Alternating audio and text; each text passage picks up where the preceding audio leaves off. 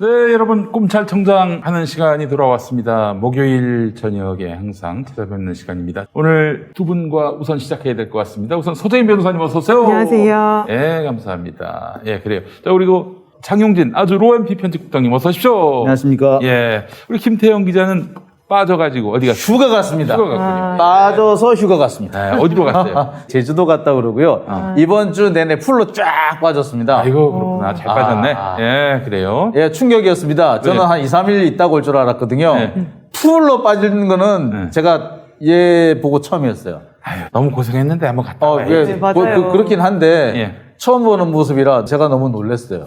당황해가지고 예. 얘도 이럴 때가 있구나. 예. 그전에는 얘가 2, 3일만 놀면은 예. 좀이 쑤셔가지고 막 예. 도저히 답답해서 안 되겠다라고 하면서 취재하러 다니고 그랬거든요. 근데 아이, 이번에는 뻥이야, 그거는 다. 정말 어? 풀로 지금 쉬고 있어서 예. 그동안 좀 많이 아니 뛰어다니긴 그렇게 합니다. 사는 것도 하루 이틀이지 몇 년 동안 앞으로도 계속 그렇게 할 수는 없는 거 아닙니까? 네, 맞아요. 예, 그렇긴 하죠. 이제는 네, 좀 빠졌다고 그래서 생각하시고 좀 빠지게 아니 해주세요. 이 자리를 빠져서 아이 아니 내가 왜?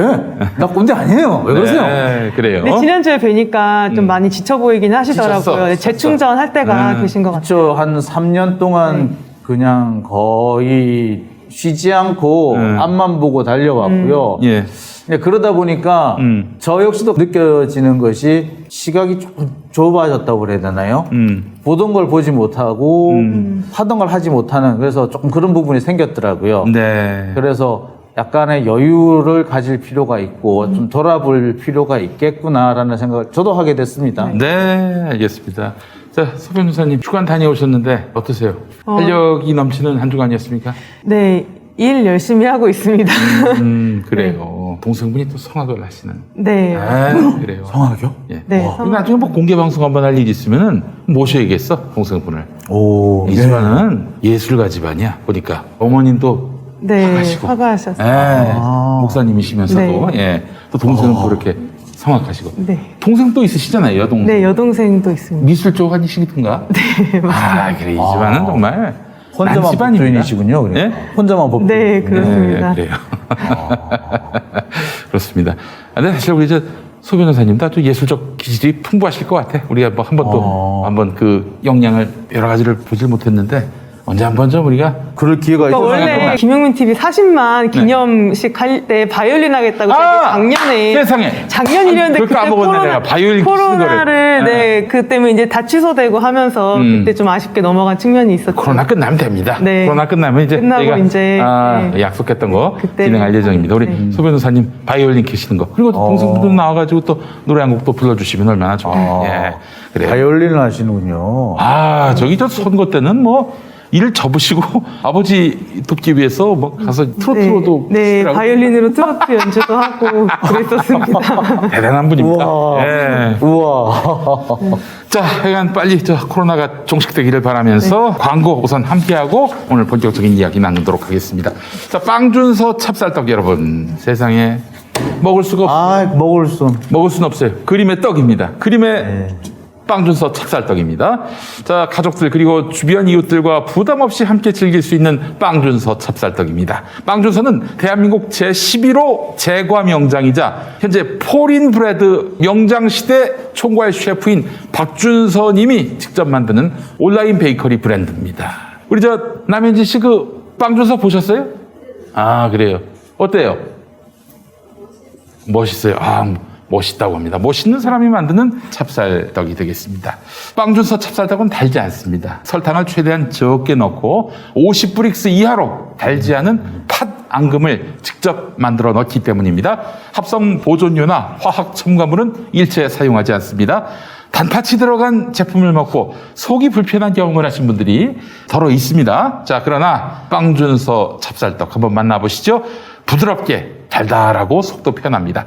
세 종류의 최고급 견과류가 어우러져 씹는 맛이 일품입니다. 로스팅한 호두, 마카다미아, 그리고 큼직한 맛밤이 들어가서 차원이 다른 고급스러운 맛을 선사합니다. 영양과 맛을 동시에 잡는 한 끼 식사 대용으로도 충분합니다.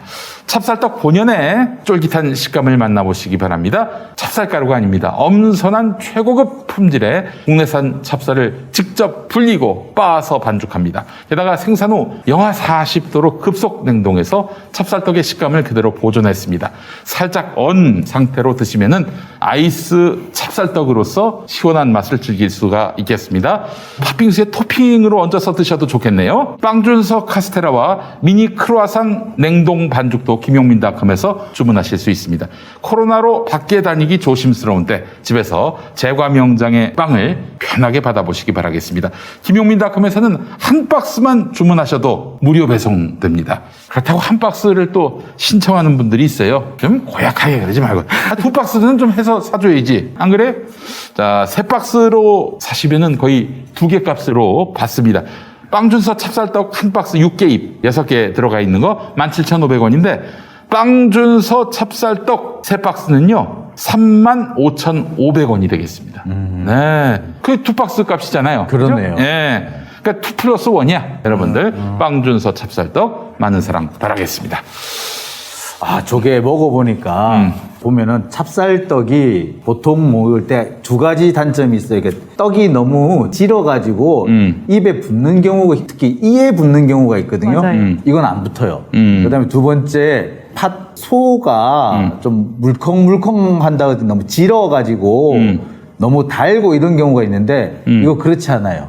그 두 가지 측면은 상당히 좀 다른 것과는 다르다라고 말씀을 드리고 싶은데 이거는 먹으면은 너무 단 그런 찹쌀떡 먹으면 속이 불편하다는 부분 왜 맞아요. 부산식 표현으로 경상도식 표현으로 속이 다린다라는 거를 혹시 부산 사람들은 혹시 아세요? 속이 다린다. 예. 안 다립니다 이거 괜찮아요. 예. 그 말씀을 제가 꼭 드리고 싶어요. 예. 네, 그래요. 알았습니다. 아니, 오늘 좀 릴렉스할 이유가 재판정 갔다 와서 그런 거 아니에요? 네, 오늘 법정을 갔다 왔습니다. 한동훈 재판 갔다 왔어. 야, 진짜요? 이제 한동훈 아이, 뭐 연전연승하는 한동훈 아닙니까? 요새 그래가지고 이 양반이 지금 기세가 올랐어. 한동훈 그래가지고- 만났어 거기서? 아니요, 안 왔더라고. 나는 오늘 진짜 전투 준비를, 만반의 전투 준비를 하고 갔는데, 변호사만 보내고 지는 않았대. 아하, 그래요? 근데 이제 문제는 변호사도 전투 준비를 다 하고 왔더라고. 그리고 가자마자 나는 이제 몰랐는데, 그렇게 상대편 변호사가 와가지고, 나 상대편 변호사예요 라고 티를 내는 사람 처음 봤어. 아, 진짜요? 왜냐면 자꾸 저쪽에 앉아 날 자꾸 째려보는 거야.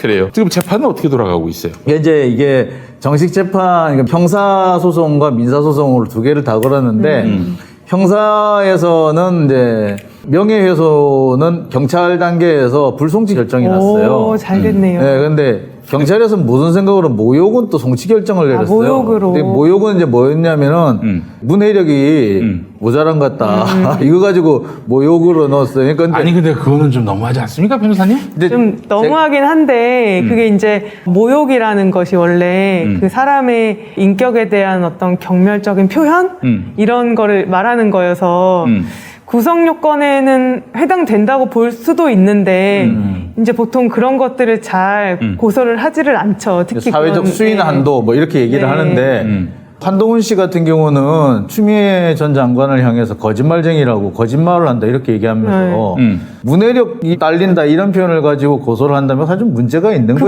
그것도 추미애 전 장관이 고소를 하면 모욕죄로는 예, 사실 그렇게 할 수 있는 건데 제가 이제 사이드로 이렇게 들어보니까 그렇더라고요. 그러니까 사실 모욕죄는 오히려 걸릴 게 아니고 명예훼손이 그 핵심적인 사안인데 다른 사안이 아니라 같은 문건에서 같은 건을 두 개로 쪼개가지고 한 거라 이거는 사실 뭐 다르게 볼 건도 아닌데 검사장이 그래도 고소인이 검사장이다 보니 완전히 다 불송치 결정을 내리기가 참 민망하야 주된 부분을 불송치 결정을 하면서 그래서 어쩔 수 없이 하나 정도 넣어준 거였는데 근데 어찌 된 거냐면 한동훈 측에서 불복 신청을 냈어요. 그래가지고 통째로 다 다시 다시 올라가서 검찰로. 다시 검찰청에 갔어요. 형사는 지금 그렇게 돼 있고 야. 민사는 법원에서 합의하라고 조정기일 조정기일이었어요? 오늘 조정기일이었어요.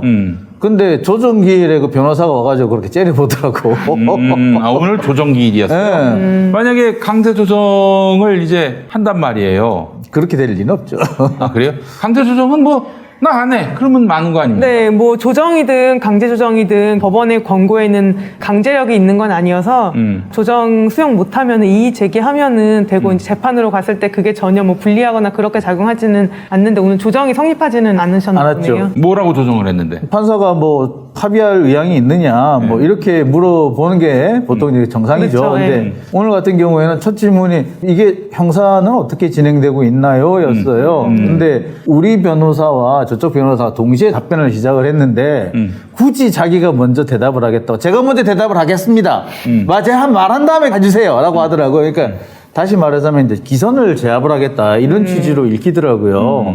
근데 저로서는 되게 좀 황당하더라고요. 이렇게 그런 걸로 조정기일에서 기선 제압하고 이렇게 할 문제는 아닌데 그래서 쭉 지켜봤죠. 씩씩 웃으면서 어처구니 없으니까. 근데 그렇다고 그 변호사가 상황을 잘 파악하고 있는 건 아니더라고요.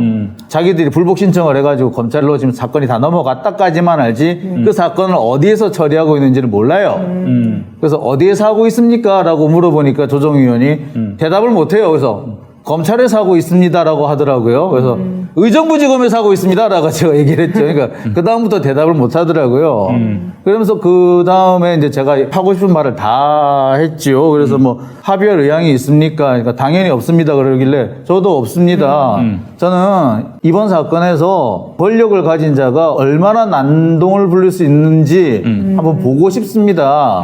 라고 하니까 날이 서 계시군요. 그러더라고요. 그래서 저는 안 쓸 수가 없습니다. 라고 얘기를 했죠. 그러니까 예전에 제가 이제 되게 오래됐는데 나경원 전 원내대표에 대해서 이제 사람들이 나베라고 하면서 이제 좀 댓글 쓰고 놀리고 막 이럴 그렇죠. 때 예. 그때 피하지방법원 한 2회였나 아마 그랬을 거예요. 그때 한번 모욕죄를 검토를 했었는데 권력이 많고 사회적 지위가 높으면 높을수록 거기에 따라서 수인해야 되는 참아야 하는 그 비판 또는 모욕의 정도도 사실은 올라가는 거예요. 왜냐하면 그런 이제 권력자나 아니면은 뭐 사회적 지위가 높은 정치적 영향력이 센 그런 정치인이나 그런 경우에는 항상 감시와 비판의 대상이 되어야 하고 정말 거기에 대해서는 잘못했으면 잘못했다라고 얘기를 할 수 있어야 되고 그 과정에서 어떻게 보면 감정이 격해져서 권력을 갖지 못한 자가 어떻게 보면 어떤 분을 표현하는 그런 행위에 대해서까지 과연 국가 권력이 사법부가 그것을 모욕죄라고 단죄해야 되는 것인가 그런 점들을 잘 부각시켜서 변호를 하시면 어떨까 싶어요. 뭐 어쨌거나 뭐 그분이 묻더라고요. 뭐 원고를 잘 아십니까? 라고 그래서 한동훈 씨 잘 압니다. 라고 그랬죠. 그래서 개인적으로도 압니까? 그러니까 잘 압니다. 전화 같은 거 자주 하셨습니까? 그러니까 아이 그럼요. 자주 했죠. 그래요. 개인적으로도 전화 자주 하셨느냐니까 자주 했다라고 얘기하려다가 제 핸드폰 안에 한동훈 씨 녹취 파일이 아마 20개 정도 있을 겁니다. PD 수점 얘기를 하려다가 그 얘기는 안 하고 20개 정도 있을 겁니다 라고 했는데 상대편 변호사 얼굴이 굳더라고요 그때부터. 자, 그래요. 하여튼 뭐 여간 고생 많으십니다. 예, 근데 끝내 무죄를 좀 도출받았으면 좋겠고 아니 심지어 저 같은 사람조차도 수인을 해야 한다 이렇게 얘기하는 사람들이 있어요. 참아야 한다. 그렇죠. 내가 뭐라고 뭐 이름 조금 좀 알려졌다고 그것 때문에 나보고도 참아라 이러는데 아니 제가 공인입니까? 제가 뭐 수인해야 될 뭐 그런 사회적 지위가 있습니까? 권력이 있습니까? 글쎄요. 뭐 더군다나 이 한동훈이라는 사람은 공무원이잖아요. 검사잖아요. 검사든 하여튼 뭐 공무원은 자신의 직무와 관련한 비판은 그렇죠. 다소 부적절하다 하더라도 그렇지. 그것이 의도적이고 악의적인 비판이나 거짓이 아닌 경우에는 좀 부적절한 비판이라 하더라도 참아야 할 그렇죠. 수인 한도 안에 있다라는 대법원 판례가 있습니다. 맞아요. 그래서 제가 그 나경원 원내대표 예전에 검토를 할 때 뭐라고 그때 시청자분들께 말씀을 드렸었냐면 그래도 쌍욕은 하면 안 된다. 그리고 어떤 여성 비하적인 인격 모독적인 말은 하면 안 된다라고 그것만 좀 조심을 하셔라라고 말씀을 드렸었거든요. 또 풍자적 의미라던가 어떤 정말 권력을 비판하는 과정에서 나오는 그런 어떤 참을 수 없는 그 표현 행위들 있잖아요. 그러니까 그 수인 한도를 적정하게 지켰다면은 그것까지 법적으로 과연 잣대를 들이밀어서 뭐 벌금을 매긴다던가 형사처벌을 한다던가 그게 맞는가? 그건 좀 이게 언제 나온 판례냐면요. MBC PD수첩 광우병 편에서 나오는 판례예요. 그때 이제 광우병 관련된 MBC PD수첩 보도에 일부가 사실과 다르다라는 판례가 나왔죠. 결국에 이제 아래 바레사 빈슨의 사망 원인이 결국에는 광우병이 아니었다라고 나온 거예요. 그 사람이 이제 CJD로 죽었죠. 그러니까 그 뇌가 스펀지화 돼가지고 사망하긴 했는데 이게 인간 광우병이냐 아니면 다른 원인이냐 뭐 이거였는데 다른 원인이라는 것이 밝혀지면서 인간 광우병이 아니었다라고 나온 거였거든요. 자, 문제는 그게 PD수첩을 방송할 때까지는 인간 광우병이었어요. 그 뒤에 밝혀진 거였거든요. 자, 그렇다고 하더라도 그래서 다소간에 부정확한 면이 있었다 하더라도 공무원이라면 이런 비판을 감수해야 한다라고 판결이 나왔어요. 그리고 이거는 공공기관뿐만 아니라 공공기관에 속한 공무원도 그 개인도 감수해야 한다는 판결이 나왔습니다. 이게 대법원 예. 판결이에요. 예. 맞아요. 알겠습니다. 오늘 저 한 가지 좀 특종을 네. 전해주실 계획입니다. 우리 네. 장용진 국장님이. 뭐 보도가 안 된 것 같은데 여러분 귀 쫑긋 세워서 들어보시죠. 오늘 어떤 얘기? 제가 막 이것 때문에 지금 오늘 저 스트레스를 받다 보니까 이걸 얘가 해야 되나 말아야 되나. 이 사이에 또 우리 신임 변호사님 오셨어요. 신임 변호사님. 예. 오늘 바쁘십니다. 네, 안녕하십니까. 동남아 순회 공연을 마치시고. 자, 어떤 얘기? 특종. 지금 국민의힘에서 윤석열 후보 측하고 이준석 대표 측하고 갈등이 있어요.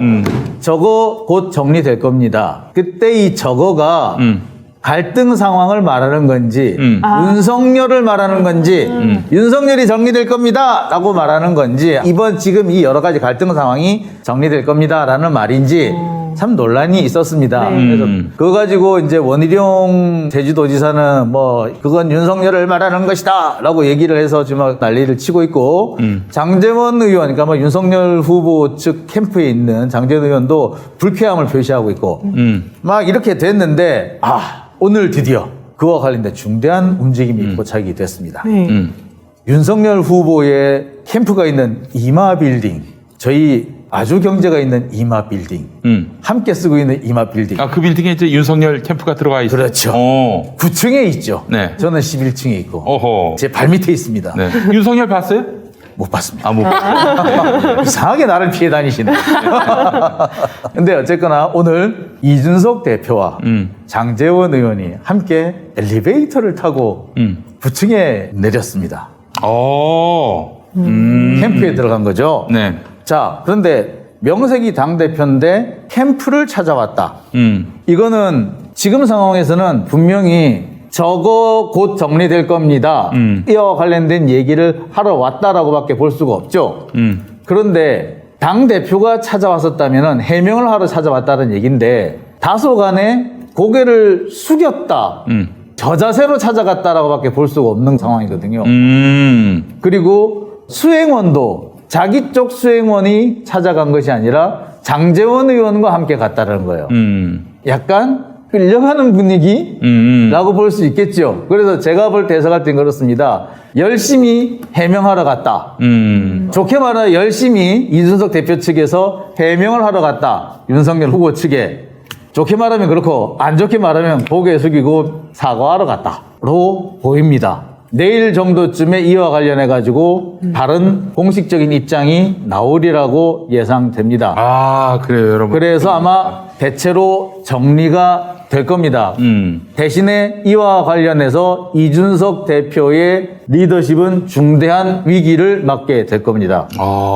이렇게 되면은 조만간 우리 김종인 할배의 등장이 재등판이 비대위 체제로 간다? 가능성이 생깁니다. 뭐 당대표가 물러나진 않겠지만은 아예 그 비상대책위원회가 또 꾸려져서 실질적인 리더십이 비대위로 옮겨갈 가능성이 있다 이 말씀이신 것 같은데 너무 폼이 안 난다. 어마어마한 또 젊은 세대의 그런 지지와 응원으로 당대표가 됐는데 말이죠. 너무 꼴이 우스워지는 것 같습니다. 예. 그 다음에 또 제가 보기에는 이렇게 되면은 이준석 대표 체제와 함께 흔들리게 되는 체제는 뭐냐? 서병수 선대위원장 체제, 선관위원장 체제가 될 겁니다. 그렇겠죠. 뭐 못하겠지. 네. 이렇게 되면은 야당의 경선 일정 자체가 흔들릴 겁니다. 그래서 경선 일정이 상당히 뒤로 밀리게 되는데 이렇게 되면은 윤석열 후보 측으로서 상당히 시간을 벌게 됩니다. 유리하다고 볼 수 있는 부분이 생겨요. 그런데 이게 한편으로 유리하다고 보기가 어려운 측면이 또 하나 생겼습니다. 네. 왜냐? 줄리죠. 줄리의 소환이죠. 소환이 언제 됩니까? 검찰로서는 줄리의 소환은 시점을 되게 고민을 하고 있어요. 이 지지율이 떨어지면 언제든지 소환할 수 있는데 또는 정치적으로 가장 덜 민감한 시점에 소환을 해야 하는데 그 시점이 언제일까를 고민하고 있는 겁니다. 근데 추석이 넘어가면은 언제 소환해도 어려울 거라고 보고 있어요. 근데 현재로서는 이렇게 돼서 국민의힘 쪽에 경선 일정이 연기가 된다면 자연스럽게 추석 전에 소환할 수 있는 여지가 생기죠. 그렇게 된다면 윤석열 후보 측으로서는 사실상 오히려 불리해질 수 있습니다. 그리고 지지율이 지금 10%대로 다시 떨어졌다는 게 나오기 시작했거든요. 그렇다고 본다면 떨어지고 있다는 게 본다면 검찰로서는 지금이 가장 좋은 타이밍이 왔다라고 보겠죠. 8말 9초겠죠. 검찰은 지금 그거를 수사하기 위한 타이밍을 잡는다기보다도 가장 떠밀려가지고 어쩔 수 없는 순간에 억지로 하는 모습이 되지 않을까 싶어요. 왜냐면은 그쵸? 장모 잔고증명서 위조 사건에서도 정말 떠밀려서 왜 그거를 뻔한 거를 왜 기소를 안 하냐, 왜 기소를 안 하냐, 이미 위조했다는 이야기까지 다 나왔던 사건인데 민기적 안 하니까 거의 공소시효가 임박해서 기소를 하지 않았습니까? 기소할 때도 기소 내용이 완전히 특정되게 기소한 것도 아니고 되게 애매하게 일단 기소를 해둔 상태였고 점점 이제 지금 4차 공판까지 간 마당에 지금 더 이상 물러날 방법이 없으니까 법원에서 공소장 변경하라 공소장 변경하고 있는 그런 상황인데 마찬가지로 윤석열 전 총장, 윤석열 후보에 대한 예비 후보에 대한 측근 관련한 어떤 수사도 굳이 손대고 싶지는 않을 것 같다. 그래서 시기를 이때 하면 되겠다라는 게 아니라 도저히 더 이상 발 빼면 돌 맞겠다. 국민들의 돌을 맞겠다. 그런 타이밍에서 네. 억지 춘향으로 하지 않을까 싶어요. 그러면 그게 이제 추석 직전이니까 8말 9초죠. 아까 이제 이준석 대표가 이제 이마빌딩에 갔다 와는 보셨다는 말씀을 드렸는데 오늘도 이준석 대표가 날마다 한동안은 또 윤석열이 말만 하면 그냥 무식이 탄로나질 않나. 근데 오늘은 또 이준석 대표가 또 요즘에 이준석 대표가 계속 구설수에 오르고 있잖아요. 오늘은 또 홍범도 장군 그 안장식에서 손가락. 손톱 소지 이렇게 하고 있더라고요. 이게 너무 진짜 이게 당 대표로서 자격으로서 저기 서 있는 것인가 아니면 구경하러 온 건가 견학 왔나? 견학 온 학생도 저러진 않을 텐데 하는 참 아쉬움이 큰 와중에 큰 또 재미가 있다. 이렇게 왜 국민의힘이 자꾸 이렇게 재미를 주느냐. 봉숭아학당이라는 말이 달리 나온 게 아닌 것 같아요. 근데 저로서는 제가 어디 가서 그런 말을 한 적이 있는데 봉숭아학당은 보는 재미가 있어요. 그래가지고 보는 재미가 있어서 자칫 잘못하면 맹부가 반장하라는 수가 생겨. 제가 걱정되는 게 그거예요. 예, 알겠습니다. 이제 멀지 않았다 뭐 이런 얘기로 요약할 수 있을 것 같아요. 우리 줄리의 소환이. 근데 예, 제가 볼 때는 이제 검찰로서는 딱 좋은 시기를 찾겠다는 게 아니라 안 할 수 없는 시기. 그런데 그 안 할 수 없는 시기는 윤석열 후보의 지지율이 올라가는 시기는 절대 아닐 것이고 그리고 더 이상 미룰 수 없는 시기가 되는 건데 그 타이밍이 제가 볼 때는 8말 9초 그 시기일 것이다. 근데 시기상으로 추석이 넘어가면은 소환이 현실적으로 쉽지 않다. 아니 뭐 이렇게 고려할 게 많습니까? 잘못하면은 조져야지. 누구나 또 법리와 상식에 따라 판단해야지. 왜 이렇게 사람에 따라서 상황에 따라서 판단이 달라져요? 이러니 국민들이 법을 근데 판사검사를 신뢰 못하죠. 이번 주에 정말 대한민국의 법 진짜 개떡 같다라는 생각을 했어요. 여러 번 했었습니다. 직접 겪으면서 이러니까 대한민국 법이 개떡 같다라는 얘기가 나오는구나 라는 거를 제가 정말 몸소 느끼는 일이 여러 번 있었습니다. 엊그제는 제가 별한테서 거의 쌍욕은 아닌데 고래고래 소리 지르는 전화를 받았어요. 별, 진짜 별. 공군 법무실장 전익수 법무실장한테서 전화가 왔어요. 지금 현직이? 예, 현직 공군 법무실장 전익수 자신의 명예를 훼손했다고 우리 안동현 수습기자한테 전화를 해서 고래고래 소리 지르는데 거리가 이쯤 될 거예요. 지금 우리 김용민 PD 앉아 계신 자리하고 제 자리 이보다 조금 더 멀었는데 전화 속 목소리가 여기서 들려. 그래요. 다 들려. 들릴 정도로 고래고래 소리를 지르는 거예요. 제가 하다도 안 돼가지고 그 전화 가지고 와라. 그래서 제가 받았어요. 받아가지고 달래고 진정을 시키고 하나하나 제가 다 얘기를 했는데 요는 그겁니다. 공수처가 왜 전익수 공군 법무실장을 직접 수사하지 않고 다시 국방부 검찰단에 사건을 돌려보냈을까? 뭐 그럴 만한 사정이 있다. 하지만 조금 문제가 있다. 그렇다고 해서 바깥 외부 공수처에서 수사를 한다고 해서 딱히 이게 나은 결과가 나온다라는 보장을 못한다. 그렇지만 또 군에 들어가서 수사를 한다고 해서도 이게 상황이 그렇지 여의치는 못하다. 대체로 이런 내용이었어요. 근데 그 과정에서 이제 군인권센터 쪽에 코멘트를 받아서 썼는데 그쪽에 좀 발언이 셌습니다. 사실 이 공수처가 이 사건을 맡을지 말지 이게 하게 된 거는 전익수 법무실장이 내 사건을 군에서 담당하지 말고 공수처에서 직접 맡아주세요라고 지가 갖고 간 거야, 이 사건은. 다른 사람이 이 사건을 가져가 달라고 한 게 아니라 전익수 지가 갖고 갔어. 왜 그랬을까요? 전익수 장군이 볼 때 지가 보니까 군에서 하는 것보다 공수처에서 하는 게 지가 유리하다 생각이 든 거예요. 그렇게 추측이 되네요, 아무래도. 예, 네. 전화에서도 우리가 얘기를 하니까 그거 왜 그러셨습니까? 그러니까 아니 그건 내 권리지! 하고 소리를 빡 지르더라고. 그런데 이 부분에서 뭐가 있었냐면 이 사람의 매형이 김재영 대법관이에요, 현지. 이 사람의 누나가 공수처장 후보에 올랐던 분이세요. 아, 그래요? 예, 한양대 출신에.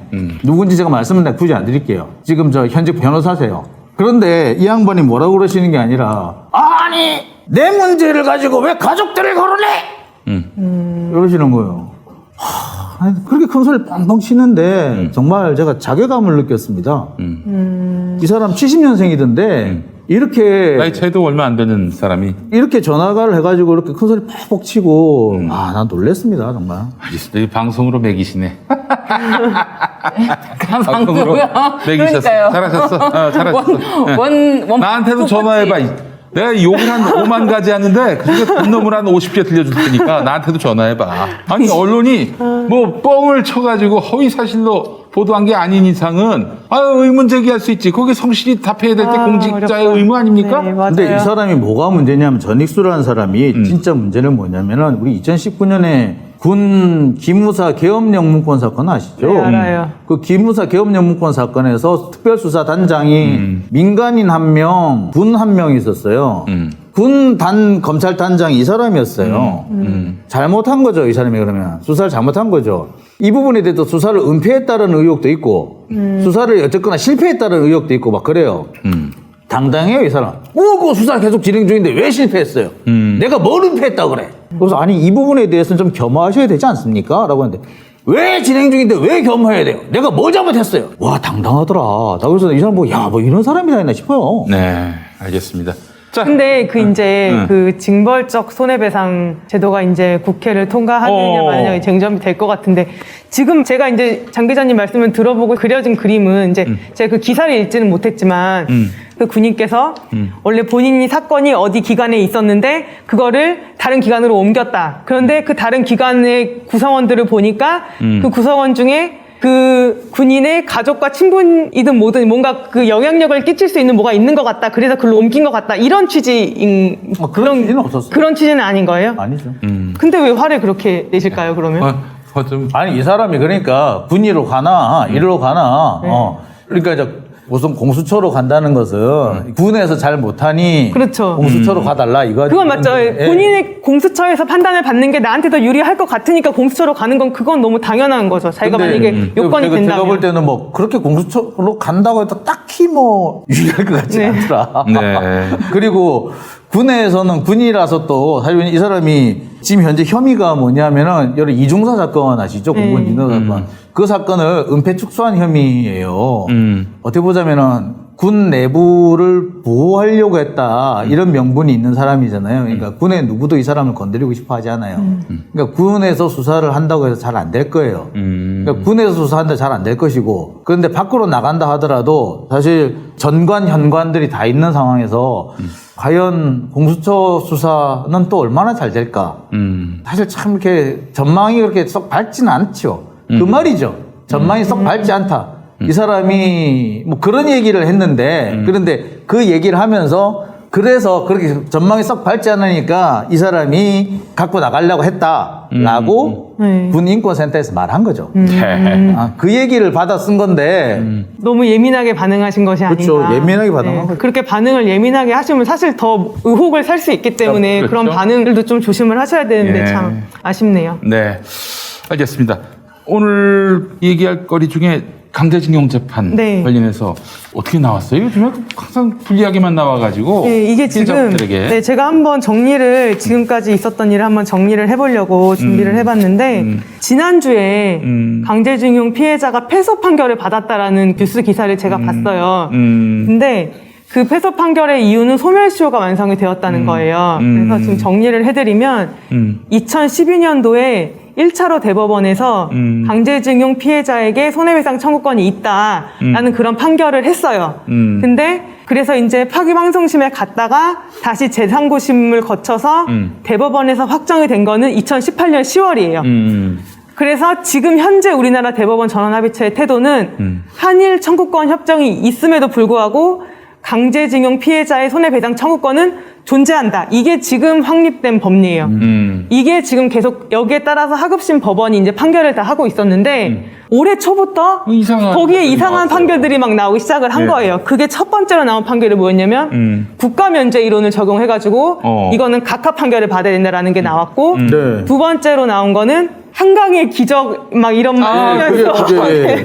아 정말 너무 좀 저도 참 충격을 많이 받았던 그 판결이 두 번째로 나왔던 거고 사람은 저기 뭐 완전히 보수 일배. 보수 판사라고 진짜 재정 보기에는 일배가 아니면 나올 수가 없는 독도라는 말을 쓰지 못하고 그랬더라고요.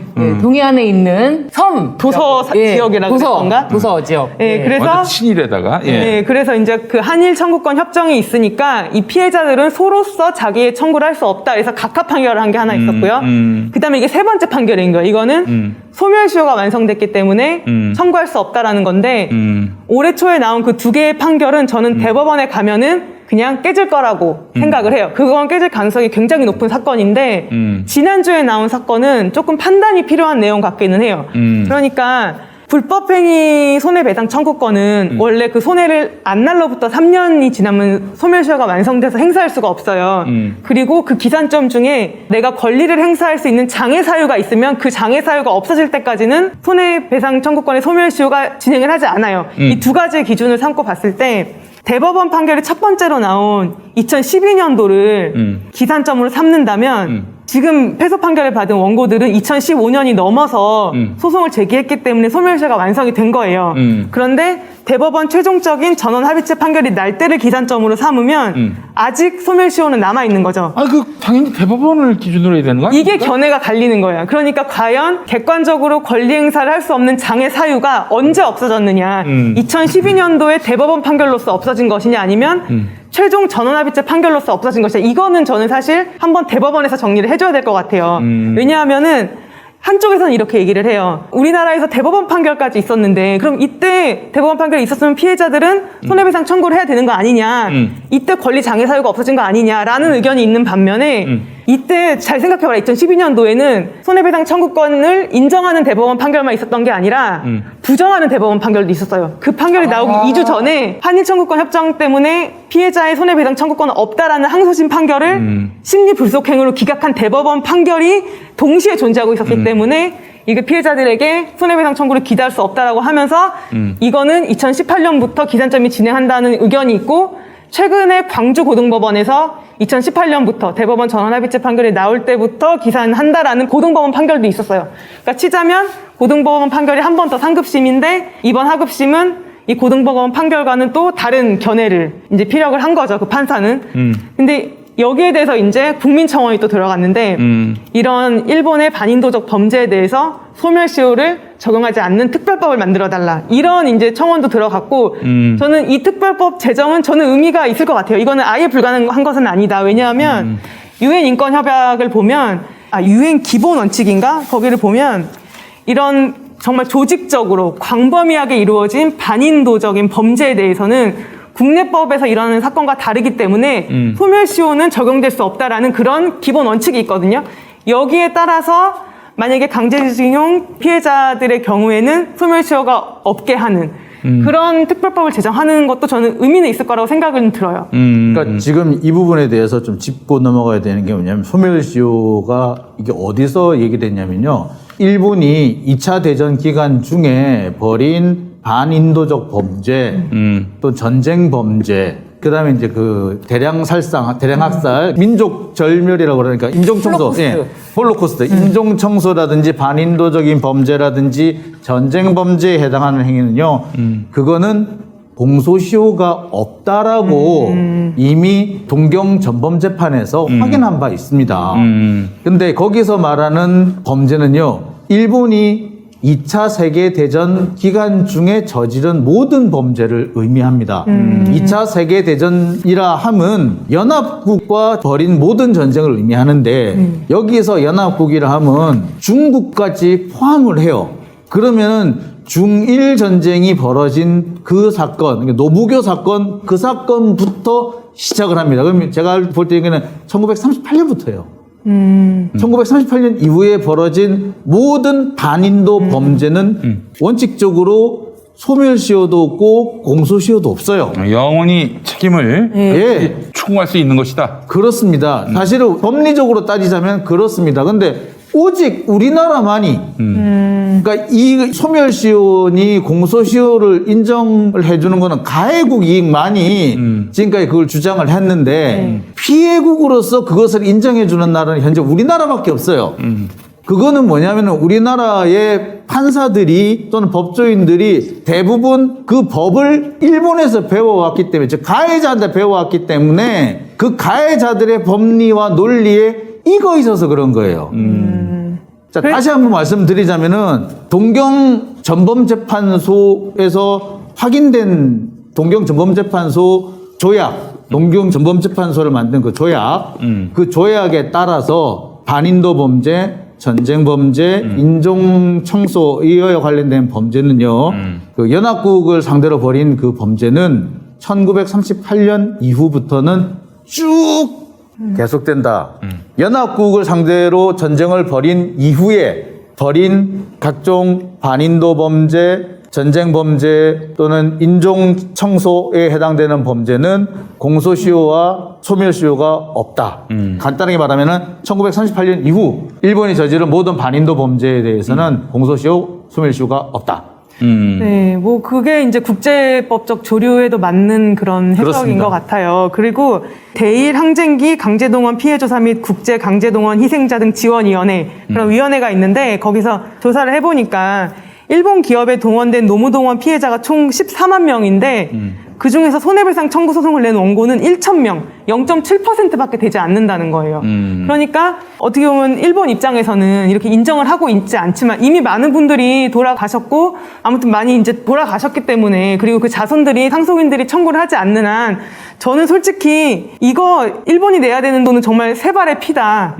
진짜 실제 피해에 비하면 모래사장의 백사장의 모래 한 알 정도도 되지 않는다고 보이는데 이거를 지금 갚지 않겠다고 하면서 지금 또 외교적인 어떤 충돌을 일으키고 있는가 보더라고요. 네. 그러니까 지금 사법부가 지난번에 바로 직전에 그 한강의 기적 그 판결 있잖아요. 그 판결. 그러니까 그 판결이 걱정한 게 그거였어요. 한일 관계에 불리한 영향을, 예, 그런 외교적인 것까지 고려를 하면서 이제 이거를 각하를 시켰는데 사실은 사법부는 사법부가 해야 되는 일을 하면 되는 거고 입법부는 입법부가 해야 하는 일을 하면 되는 거고 지가 뭔 걱정을 해? 그렇죠. 외교 관계 같은 거는 행정부의 고유 영역이기 때문에 행정부가 하는 거기 때문에 사법부는 일단 사법부의 일을 하면 되는 거거든요. 그리고 지금 이제 실제로 어떤 미쓰비시 채권 압류 결정에 대해서 이제 한국 법원 그러니까 지금 실제로 뭔가 이렇게 뭐 가스노부 관방 장관이 뭐 한일 관계가 심각해질 것이라는 기존 입장을 밝혔다 뭐 이렇게 하고 이제 뭐 청와대랑 또 뭐 조율한다 뭐 이렇게 뭐 얘기를 하고 있는데 아무튼 법원은 법원의 일을 하면 되고 또 정부 청와대는 정부 청와대 일을 하면 된다. 저는 그렇게 생각을 하고 법원은 전원합의체 판결에 따라서 강제징용 피해자의 손해배상 청구권을 인정을 하고 그다음에 만약에 특별법이 제정된다면은 그 이후에 청구한 피해에 대해서도 손해배상 청구권을 인정을 하고 강제집행 신청이 들어오면 강제집행도 다 인정하고 일단은 그 방향으로 쭉 가야 되는 거고 그 이후의 문제는 정부 청와대가 해결하면 된다 이런 생각이 들더라고요. 그렇습니다. 저기 사법부가 행정부의 영역인 외교관계를 걱정을 해가지고 판결에 영향을 미쳤다가 벌어진 대표적인 사건이 사법농단이었잖아요. 그래요. 그 그 얘기 아까 한번 좀 해봤으면 좋겠어요. 임성근 판사. 네. 국회에 탄핵 소추를 당했는데 근데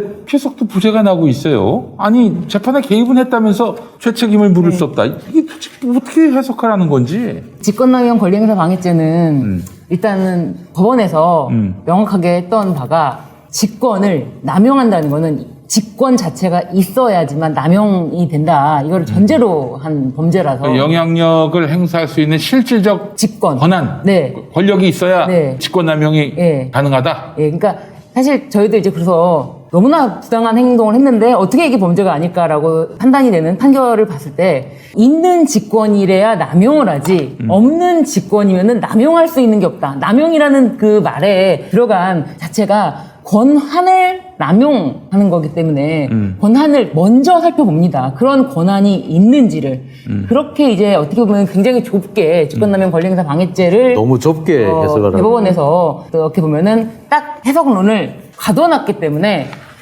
결국 이런 거 아니에요? 야, 판사를 탄핵해? 웃기지 마. 앞으로도 탄핵 시도해봐. 우리가 어떻게 판결하는지. 한번 해봐. 어떻게 되나.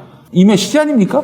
저는 이제 정리를 해봤어요. 이것도 너무 판결이 지금 막 뭐 저처럼 이렇게 이 사건을 쭉 이렇게 추적하고 있는 그런 사람이 아니라면은 왜 또 무죄 났어? 또 법원한테 판사 또 무죄 났네. 언제는 유죄 주고 언제는 무죄 주고 막 굉장히 또 혼란스러우면서 그러실까 봐서 한번 정리를 해봤는데 네. 지난주에 이제 임성근 전 부장판사에 대해서 2심에서 무죄가 나왔고 오늘 속보로 보니까 또 어디 서부지방법원장한테 이태종 무죄가 전 나왔고 서부지방법원장. 근데 제가 봤을 때는 저는 오늘 이 속보를 보고는 뭐를 제일 먼저 챙겨봤냐면 또 사법농단 판사가 무죄가 나왔던 속보를 보고 저는 제일 먼저 챙겨본 게 이 사람이 소속이 어디였나 법원행정처 소속이었나 아니면 일선 법원 소속이었나 그러니까 일선 법원 소속이라는 걸 보고 그럼 뭐 무죄 나왔겠다 거기에 대해서 별로 이렇게 놀라진 않았어요. 왜냐하면 일단 지금 사법부가 약간 일선 법원 출신입니까? 일선 법원인 거죠. 지방 법원은. 그러니까 법원 행정처를 제외한 다른 법원들은 일선 법원인 거죠. 지방 그렇죠, 법원들이니까 지금 뭔가 가르마를 탄 것 같아요. 그러니까 직권남용죄라는 거는 예를 들면은 내가 이 판사의 재판에 개입할 직권이 있어야 직권남용죄가 성립을 하는 건데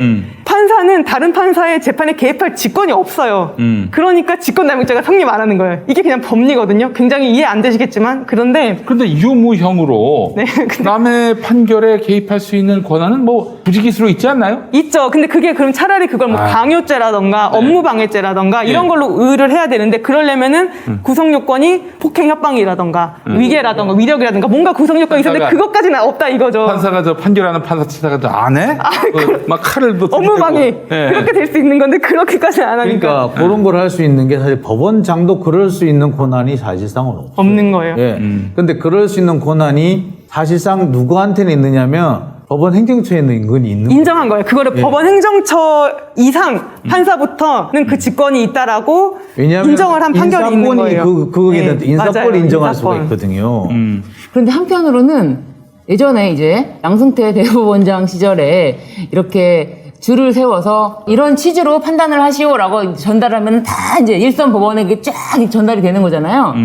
그래서 어떻게 보면 통일적인 재판 판결 결과가 나왔다면 이제 그 판결도 전부 다 각각 재판이 할 나름이지 뭐 1심 재판이 할 나름이지 거기에 대해서 아무런 개입할 여지가 없다라고 하니까 이렇게 지금 강제징용 재판에서도 중구난방으로 나오는 것 같기도 하는 정말 어떻게 보면 대법원이 그런 거랑 별개로 법리적으로는 따라야 된다라는 그런 것에 대해서는 좀 명확한 판단을 해야 된다. 이제 이런 식으로 해갖고, 내가 판단해 보니까 내가 판단해 볼게 서로서로 자기가 각자 판단을 하겠다라고 하면서 대법원과 배치되는 판단을 마음껏 할 수 있는 자유는 또 아니거든요. 맞아요. 그래서 법원 행정처의 그 판사들에게 인정한 직권이 뭐냐면 직업적으로 충분히 단련되지 못한 법조인이 판사가 되는 이상 신급제도나 입법제도만으로 부족한 경우가 얼마든지 있다. 그러니까 미숙한 재판이라는 표현을 썼어요. 그럼 미숙한 재판이 적게 일어나도록 특정 사건의 핵심 영역을 지적하는 사무가 있다. 이게 바로 법원 행정처 판사들의 직권이다라고 이렇게 1심 법원이 지난번에 판단을 해서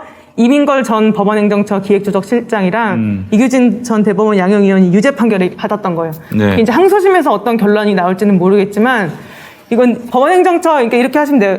법원행정처 판사에게는 직권이 있고 일선 법원 판사한테는 직권이 없다. 그러니까 기사를 봤을 때 무죄가 나온 사람들은 일선 법원에 있던 사람들이고 유죄가 나온 사람들은 법원행정처에 있던 사람들이다라고 보시면 되는데 이제 제가 아쉬운 점은 이거죠. 횡령이나 배임 같은 사건을 할 때 검찰 수사도 그렇고 뭐 법원도 그렇고 어느 정도 선을 정해놔요. 선을 정해줄 수밖에 없어요. 진짜 이 일을 누가 계획하고 누가 실행을 했는가. 제일 위에 있는 사람은 빠져나가기가 쉽다고 말씀 계속 드렸잖아요. 입증을 하기가 어려워요. 제일 위에 있는 사람은 몰랐을 수도 있거든요. 그리고 제일 밑에 있는 사람들은 정말 시키는 일만 다 했기 때문에 이 범죄를 자기가 뭐 실행했다고 보기 그렇게 같이 판단을 할 수 없는 그런 사람들도 있어요. 그러면 윗선 아래선 떼고 어떤 가운데에 어느 정도 이렇게 허리를 이렇게 잘라서 이 사람들 수사하고 기소하는 그런 건데 지금 검찰에서는 이 법원 행정처 사람들이랑 일선 법원의 법원장급, 뭐 수석부장급 그 사람들을 허리라고 보고 기소를 했는데 법원에서는 아니다. 그 선은 법원 행정처까지만 있다라고 딱 정리를 한 거예요. 근데 그렇다고 하더라도 법원 행정처 사람들이 이런 직권이 있다면은 그 일선 법원의 법원장들은 이 법원 행정처 사람과 공모를 해가지고 그 실제 판사의 재판에 개입한 게 아닌가. 그러면은 어떤 공모 관계를 인정할 수도 있는 거 아닌가. 저는 그런 아쉬움이 좀 남더라고요.